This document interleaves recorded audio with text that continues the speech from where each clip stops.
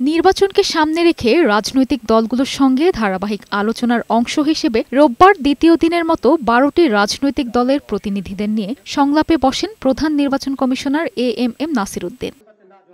এ সময় কমিশনের ওপর আদালতের হস্তক্ষেপ বন্ধ না হলে সঠিক সময়ে সুষ্ঠু নির্বাচন আয়োজন নিয়ে শঙ্কা প্রকাশ করেন রাজনৈতিক দলগুলোর প্রতিনিধিরা। একই সঙ্গে নির্বাচনে পেশি শক্তির ব্যবহার বন্ধে কমিশনকে কঠোর হওয়ার আহ্বান জানান তারা। প্রশাসনকে নিরপেক্ষ, পেশাদার ও দলীয় প্রভাবমুক্ত রাখার নিশ্চয়তা চাচ্ছে। নির্বাচনী কাজে দায়িত্বপ্রাপ্ত ব্যক্তিবর্গ আইন শৃঙ্খলা রক্ষাকারী বাহিনীকে দায়িত্বশীল এবং দল নিরপেক্ষ ভূমিকা পালনের জন্য কঠোর নির্দেশনা দিতে হবে। এছাড়া একই দিনে গণভোটের সিদ্ধান্তের সমালোচনাও করেন অনেকে। গণভোটটা যেন শেষ পর্যন্ত একটা হাস্যকতাকে যেন পরিণত না হয়, অন্তত আপনাদের হাত দিয়ে।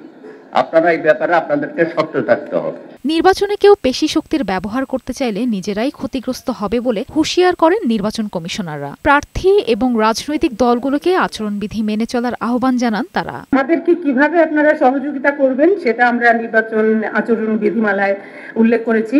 সেইভাবে যদি আমাদেরকে সহযোগিতা করেন তাহলে আমাদের এই নির্বাচন কমিশন সফল হবে।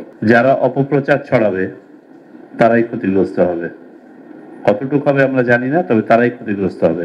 সামান্যতম পক্ষপাত দুষ্ট আচরণ করার চেষ্টা করবে সে বা তারা ক্ষতিগ্রস্ত হবে। শুভেচ্ছা বক্তব্যে সুষ্ঠু ও গ্রহণযোগ্য নির্বাচনের জন্য রাজনৈতিক দলগুলোর সহযোগিতা চান প্রধান নির্বাচন কমিশনার। এআই এর অপব্যবহার রোধে সবাইকে সোচ্চার থাকার আহ্বান জানান তিনি। আমরা জাতির কাছে ওয়াদাবদ্ধ একটা নিরপেক্ষ এবং সুন্দর, ক্রেডিবল, গ্রহণযোগ্য একটা নির্বাচন উপহার দেওয়ার জন্য আমরা প্রতিশ্রুতিবদ্ধ।